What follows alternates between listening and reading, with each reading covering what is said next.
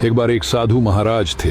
भगवान की कृपा से जब भी उन्हें भूख लगती, भोजन अपने आप उनके सामने प्रकट हो जाता था। वे उसे प्रसाद समझकर कृतज्ञता के साथ ग्रहण करते और दिन भर भजन स्मरण में लीन रहते। एक दिन सुबह जब साधु महाराज जागे तो उन्होंने देखा कि आज उनके सामने कोई भोजन नहीं रखा था। उन्होंने सोचा शायद थोड़ी देर में भगवान भेज देंगे। वे इंतजार करते रहे। समय बीतता गया, भूख बढ़ती गई, लेकिन प्रसाद नहीं आया। आखिर उनका धैर्य टूट गया और वे भोजन की तलाश में निकल पड़े। रास्ते में वे एक गृहस्थ के घर पहुंचे। साधु ने विनम्रता से कहा, भैया जी, थोड़ा सा भोजन मिल जाए तो बड़ी कृपा होगी। गृहस्थ को साधु पर दया आ गई और उसने 2 रोटियां दे दी। साधु महाराज ने आशीर्वाद दिया और लौटने लगे। रास्ते में उस घर का कुत्ता उनके पीछे आ गया और भौंकने लगा। साधु ने सोचा कि शायद उसे भूख है, इसलिए उन्होंने एक रोटी उसकी ओर फेंक दी। कुत्ते ने तुरंत खा ली।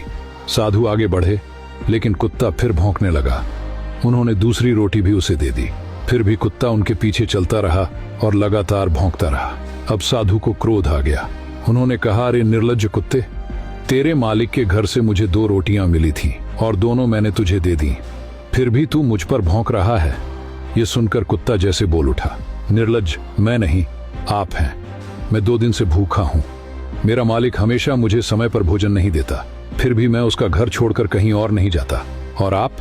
भगवान ने केवल 1 दिन परीक्षा ली और आप तुरंत दूसरे के दरवाजे पहुंच गए। कुत्ते की बात सुनकर साधु का हृदय कांप उठा। उन्हें अपनी भूल समझ आ गई।